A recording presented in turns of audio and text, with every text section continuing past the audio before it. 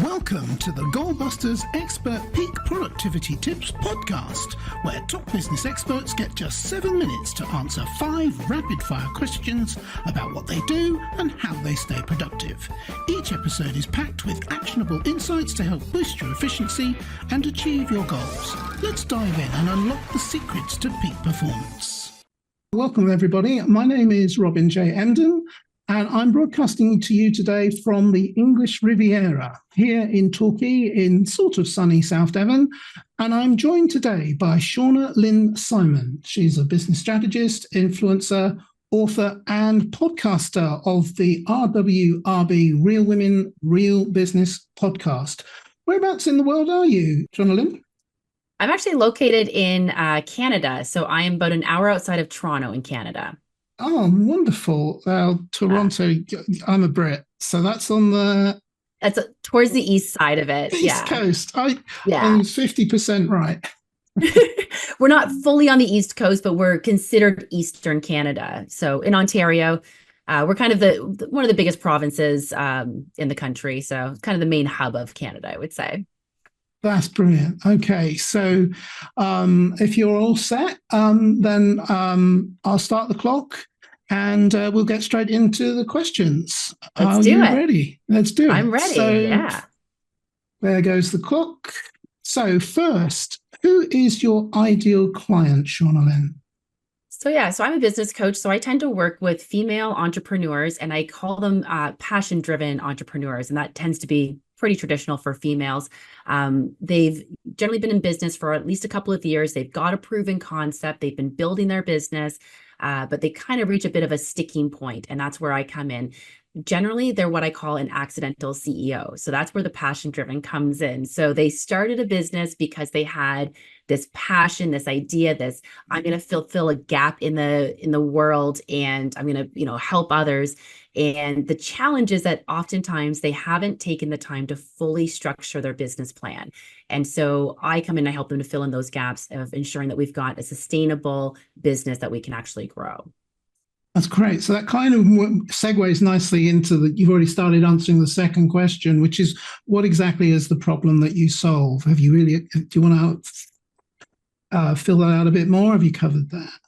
Yeah, no, I mean, I think a lot of times what ends up happening is, they've built this business, they get going a little bit, and they end up finding themselves sort of in a state of chaos. There's so many things on the to-do list. There's so much going on, and they can't figure out where to spend their time and their energy. And so I help them to organize all of that chaos. The one thing that I tend to focus on is helping them to build their vision so that we can understand exactly where it is that we're taking this business, and we have a clear roadmap for doing that. I think that that's one of the biggest things that causes the stress and the overwhelm in most of today's entrepreneurs, and especially in female entrepreneurs wearing a bunch of different hats. So I help them to really streamline all of that and ensure that they're focusing on the right things, the priority things, and gaining back a little bit more of their time.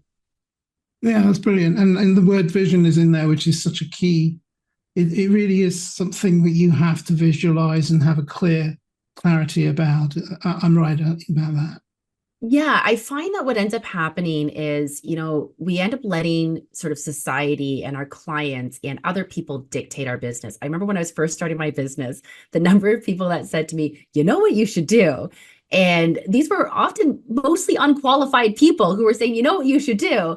They weren't necessarily my ideal client. They weren't business strategists themselves, so it was really interesting as I was building my first business, how many people were offering unsolicited advice.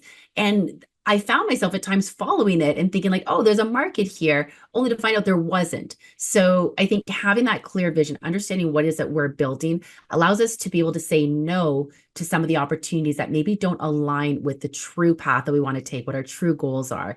And it helps us to eliminate a lot of the busy work that we end up finding ourselves doing because we've said yes to too many things because they might sort of kind of relate to what we're working towards. Yeah. Absolutely. Yeah, that's terrific. So, okay, so what is one valuable free action that the audience can implement that will help them solve that problem? So one of the things that I recommend doing is what I call a brain dump of your vision, because especially when you're a creative entrepreneur, which is what I tend to work with, When you're driven by your passion, it's easy to get caught up in that shiny object syndrome. There's just a million different ideas. There's all these things that come at you that you think you want to do. So brain dump all of those, write them all down, and then actually sort through them and figure out which are the items that you're going to prioritize first, and then which ones are you going to build on after that. There's some that will naturally kind of clump themselves together as these need to be done before I can move to the next step.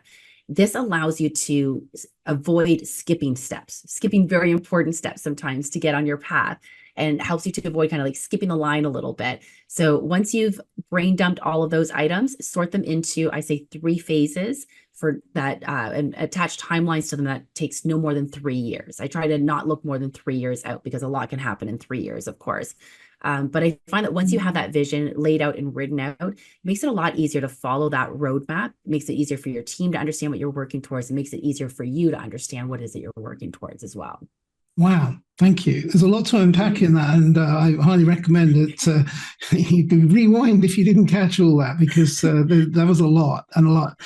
We've got 2.5 minutes left, and so I will move on quickly to ask you if you can share any tips or advice, or you're sharing loads already, for someone looking to improve their productivity habits, maybe just one thing. The one thing, this is my number one tip that I give everyone, is to focus on 3 things each day. So at the start of the day, or perhaps the night before, identify what are the 3 things, if I get nothing else done tomorrow, what are those 3 things that I want to get done? And then it's not enough to just identify what they are, but write them down and create yourself a cheat sheet for them. So I recommend even just like an old school Post-it note on your computer.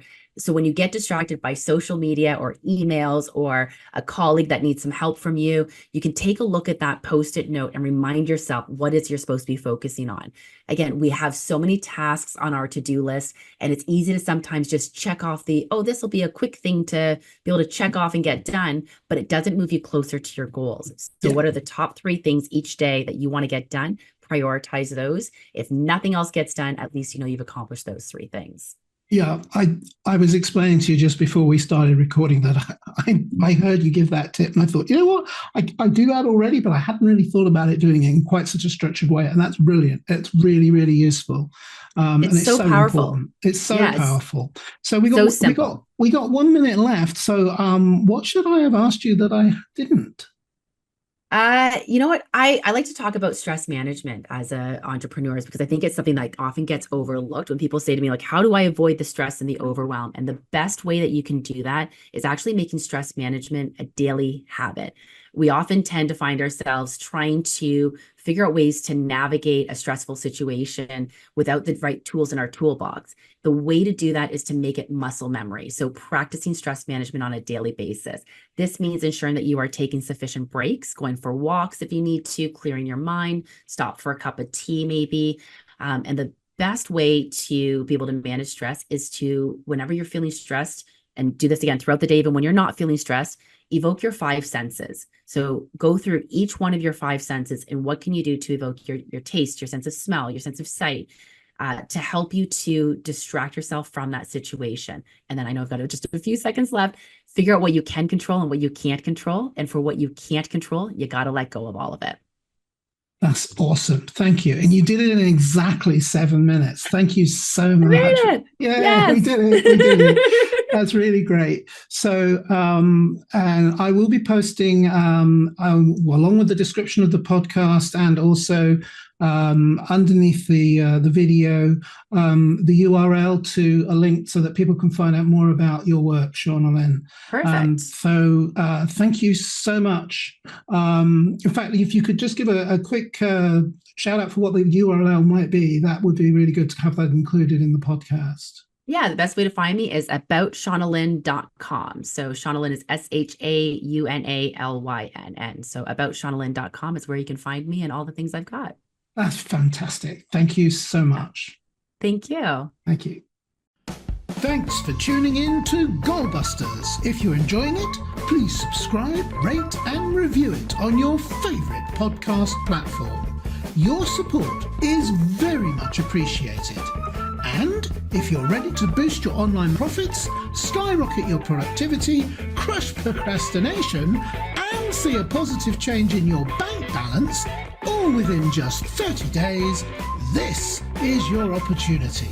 Take my free 5-day challenge at www.skyrocketyourproductivitychallenge.com.